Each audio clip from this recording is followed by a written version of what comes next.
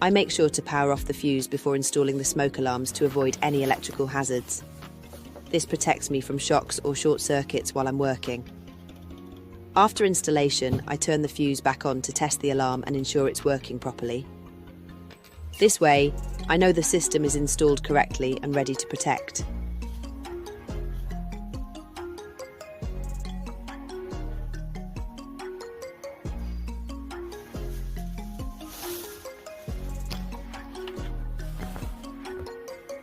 The ICO A3016 is an optical smoke alarm designed for reliable fire detection in residential and commercial settings.